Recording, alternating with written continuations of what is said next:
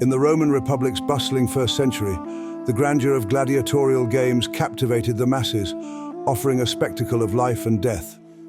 Gladiators, the stars of these brutal contests, were groomed in various training schools, or ludi, strategically scattered across Italy.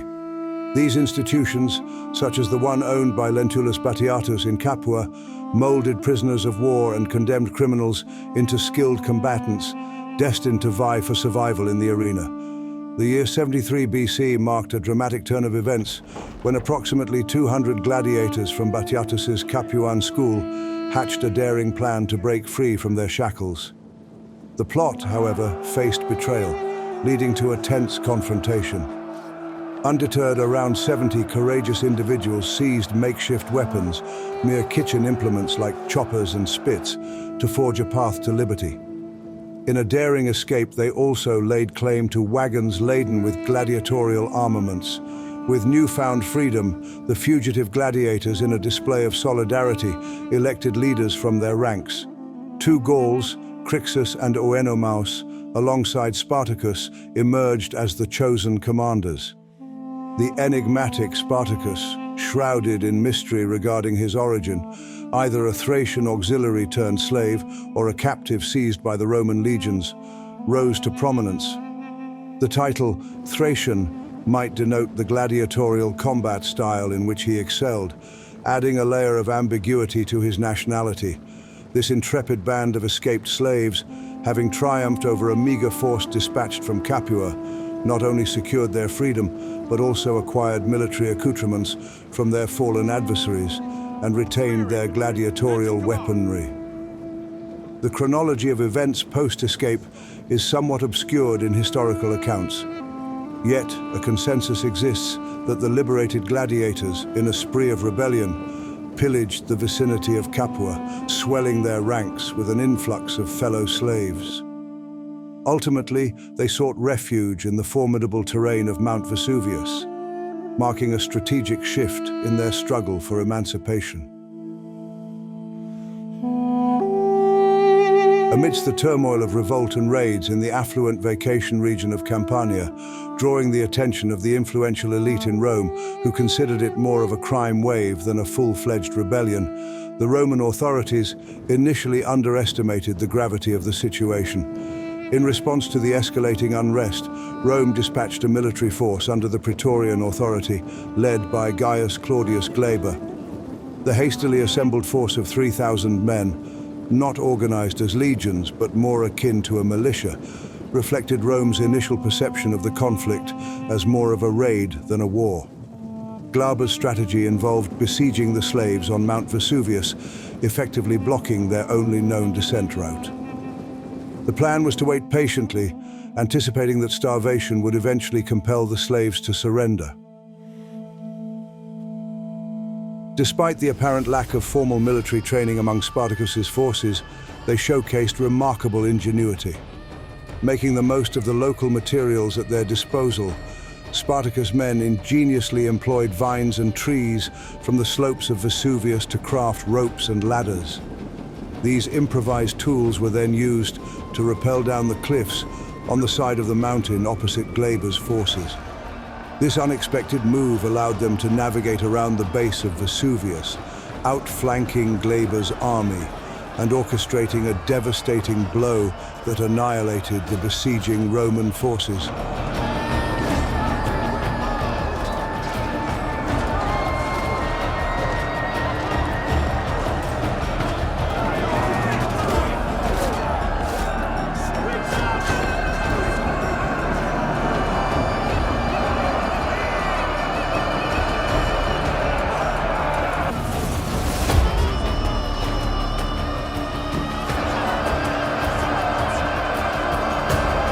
The resourcefulness and unorthodox tactics exhibited by Spartacus's forces proved to be a formidable challenge for the disciplined Roman legions under Glaber's command.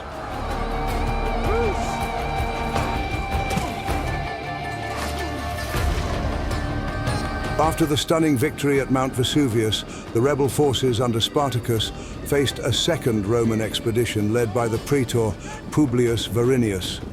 This time, the Roman forces, commanded by Verinius and his subordinates Furius and Cosinius, aimed to quell the slave revolt. However, the Roman expedition faced internal challenges as Verinius decided to split his forces. Plutarch notes that Furius led around 2,000 men, but the overall strength of Verinius' expedition remains unclear.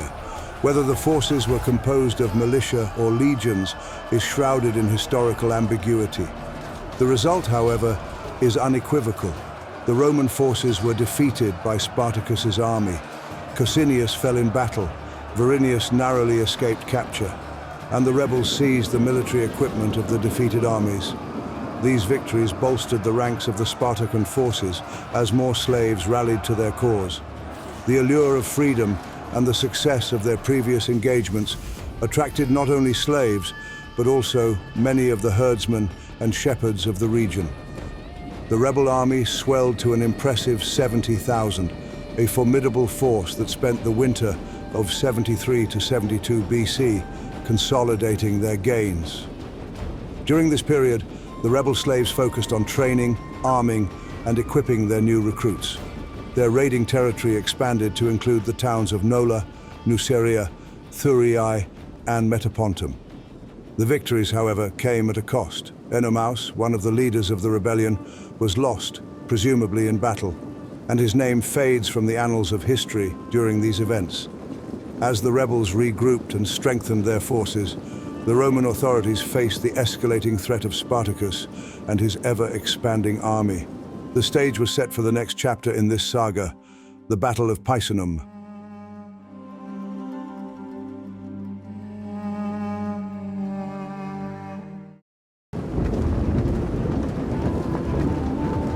In the wake of Spartacus's audacious victories and the escalating threat posed by the slave revolt in southern Italy, the Roman Senate, initially dismissive, found themselves compelled to take decisive action. As the rebels notched victories, fear rippled through the Senate, prompting the dispatch of consular and legate armies to quell the uprising. The consul Gellius, leading one such force, achieved success in crushing a rebel contingent commanded by Spartacus' comrade Crixus at the Battle of Mons Garganus in Gargano. The victory, however, came at the cost of Crixus's life.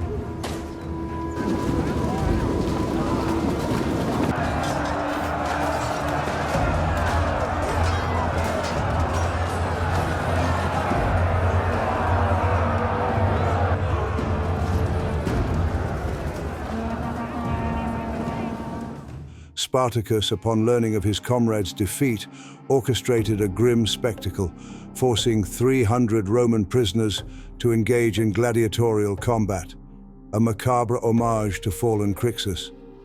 Undeterred, Spartacus altered his strategy, leading his formidable army of 70,000 northward through the Apennines towards Cisalpine Gaul. His objective was twofold: to exploit the bountiful harvests of the region to sustain his swelling ranks, and to incite rebellion in the cities against Rome. As Spartacus advanced, the momentum of his cause intensified. Escaped slaves, gladiators, deserters, and discontented peasants from nearby towns flocked to his banner, augmenting his army to a staggering 120,000 strong. Determined to force a resolution, Spartacus opted for a direct march on Rome. Prior to this audacious move, he implemented ruthless measures, burning surplus materials, executing prisoners, and slaughtering pack animals to maximize the mobility of his colossal force. In response, the consuls, Gellius and Lentulus, regrouped in Rome, fortifying and expanding their legions. Recognizing the gravity of the situation, they united their forces with the intent to intercept Spartacus's oncoming juggernaut.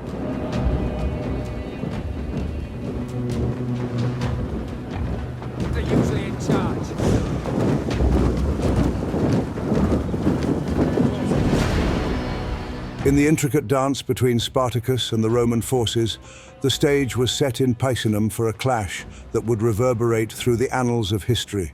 Spartacus, with his ever-swelling slave army, deftly maneuvered through the challenging terrain of the Apennines, his eyes set on Rome itself.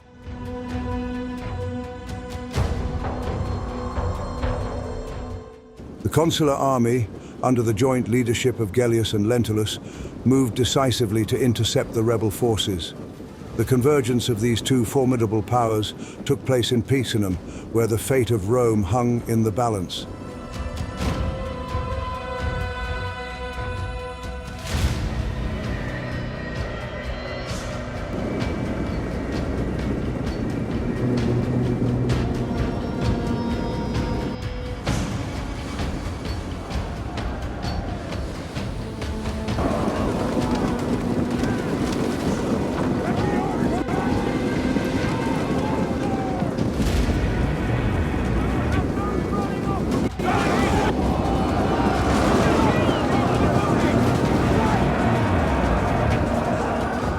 Spartacus, wielding both strategic acumen and numerical advantage, orchestrated a stunning display of military prowess. The clash in Picenum witnessed the spectacular defeat of the combined consular army, as Spartacus inflicted heavy losses upon their ranks.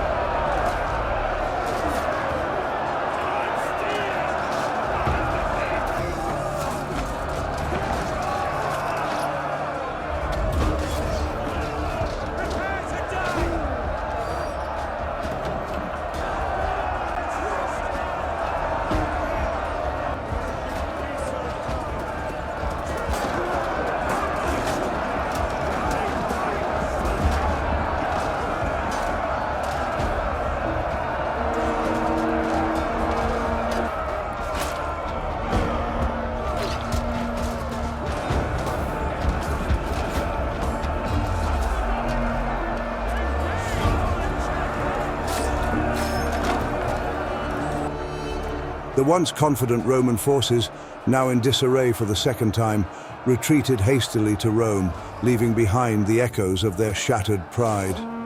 For Spartacus, this triumph marked the zenith of his military career, a moment where he had not only routed but crushed two significant consular armies in a single decisive battle. The Battle of Picenum etched itself as the gravest defeat for Rome in this unfolding war, casting a shadow over the once mighty Roman military and emboldening the slave army's quest for freedom. The reverberations of this victory would echo through the ongoing struggle, shaping the course of the Third Servile War and cementing Spartacus's name as a formidable adversary in the pages of history. In the wake of the resounding victory at Picenum, Spartacus found himself at a pivotal juncture, just a stone's throw away from the heart of Rome. The routed remnants of the consular armies, reaching the city in a state of disarray, signaled an imminent threat to the very core of the Roman Republic. However, Spartacus, displaying a keen understanding of the challenges ahead, made a strategic decision to postpone the final confrontation with Rome. Recognizing that his diverse army, though formidable, was not adequately equipped for a siege on the city, Spartacus chose a prudent course of action. Instead of pressing forward to Rome, he withdrew his forces back to southern Italy. Thurii, a town in the region, and the surrounding countryside became the new focal point for Spartacus's operations. Here, he engaged in strategic maneuvers, seizing Thurii and trading plunder with merchants to acquire essential materials such as bronze and iron. These materials were crucial for the manufacture of additional weapons, reinforcing the strength of his army. Simultaneously, Roman forces, dispatched to quell the rebellion, faced repeated defeats at the hands of Spartacus and his determined followers. The audacity and effectiveness of the slave army had now become a significant concern for the Roman Senate. In 71 BC, acknowledging the gravity of the situation and the seemingly unstoppable nature of the slave rebellion, the Senate took a decisive step. The consuls, who had previously led the Roman response, were dismissed, making way for new leadership under Marcus Licinius Crassus. The appointment of Crassus marked a turning point in the war against Spartacus. As a skilled and determined military commander, Crassus would bring a new level of strategic acumen to the Roman forces. The stage was set for a dramatic shift in the dynamics of the conflict as the Republic mobilized its resources to confront the formidable challenge posed by Spartacus and his rebellion. The Battle of the Silarius River would soon unfold as a critical chapter in this evolving saga.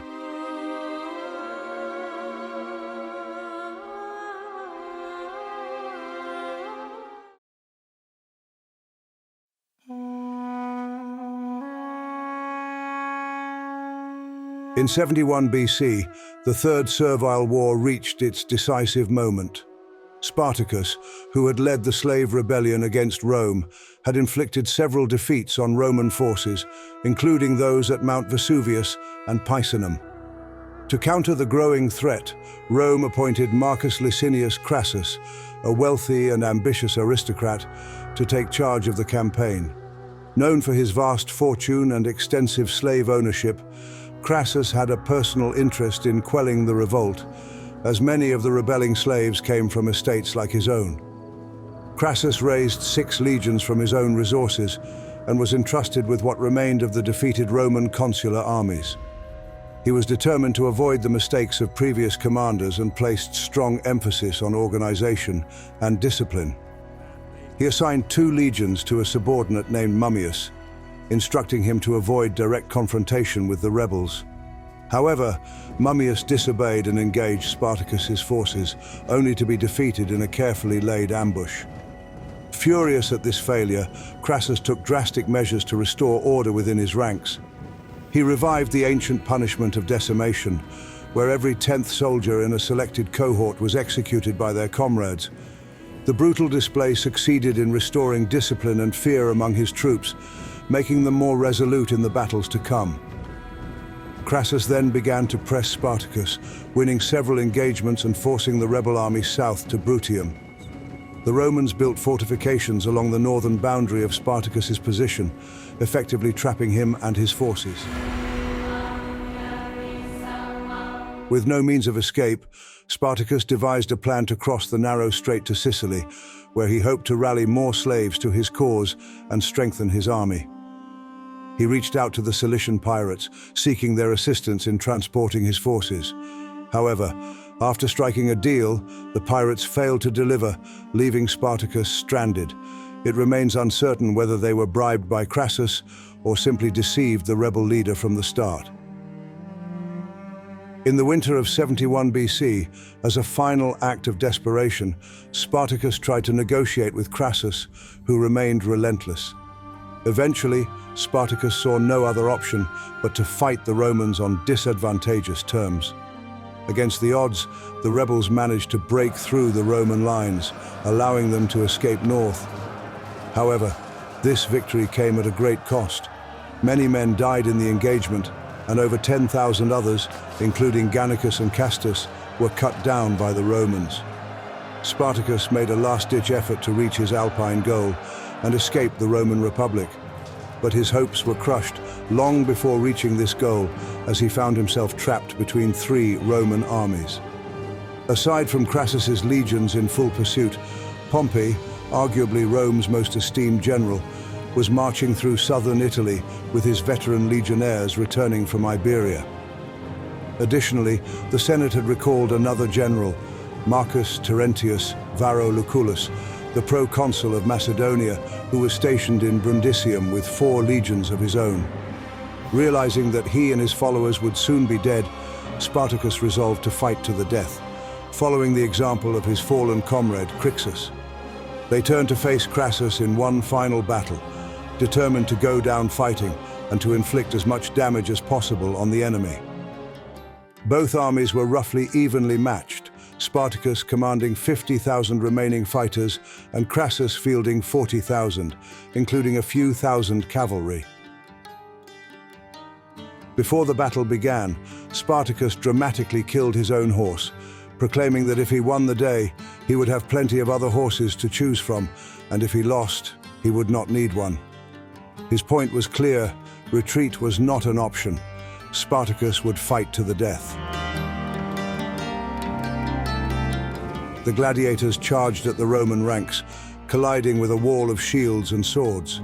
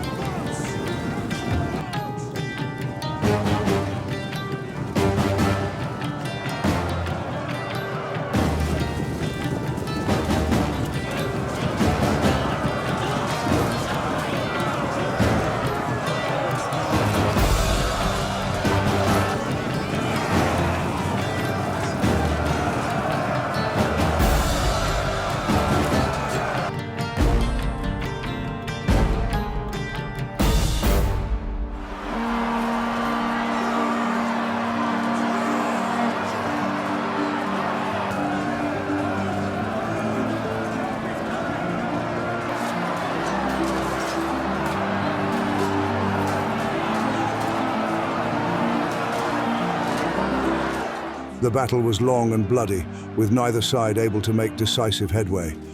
Spartacus rallied his troops and led an advance against Crassus, desperately trying to reach him. He cut down 2 centurions who tried to block his way, despite receiving numerous wounds.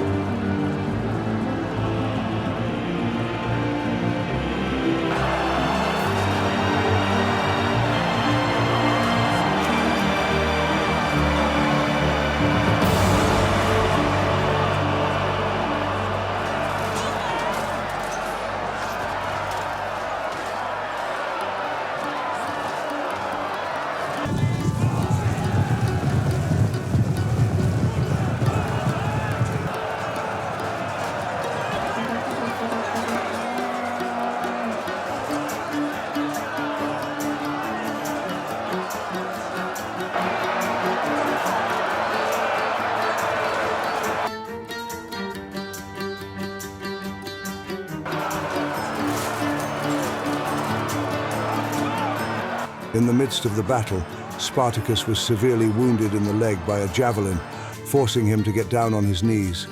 Despite his injury, the rebel leader refused to give up and continued fighting before he was finally overpowered and killed by Crassus's bodyguard. His death sent shockwaves throughout his army, and with their leader slain, they broke.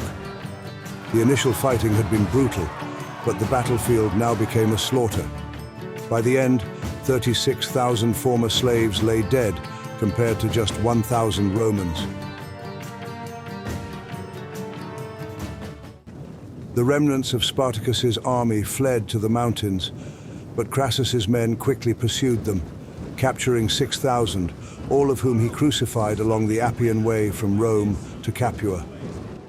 Another 5,000 were taken by Pompey's forces coming from the north, all of whom were killed, finally putting an end to the Third Servile War. The war ended with a victory for Rome, but not a victory for Crassus. He had invested so much of his personal resources, hoping to reap all the political benefits that came from putting down the rebellion to advance his political career. He was given credit for defeating Spartacus, but at the end of the day, he felt humiliated as he had to share his glory with Pompey, his political rival, who was given credit for putting an end to the rebellion, despite only fighting the last pockets of resistance after Crassus's decisive victory. Rome would never again see a slave revolt of this scale, and Spartacus would become an inspiration for others fighting for their freedom throughout history. The Third Servile War is also crucial to the history of the Roman Republic. Pompey claimed that as he had captured the last remnants of Spartacus's army, he had put the final stop to the rebellion, seizing part of Crassus's glory. Both generals now enjoyed popularity with the people, for defeating what was considered the greatest threat to Rome itself since Hannibal. As a result, in the next year, 70 BC, both men were elected consul. Crassus would never forgive Pompey for claiming part of his glory, but eventually, alongside Julius Caesar, they would form the First Triumvirate, further accelerating the downfall of the Roman Republic and the rise of the Roman Empire.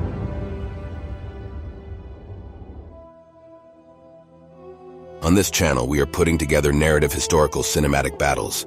Make sure to subscribe and thank you for watching. See you on the next one.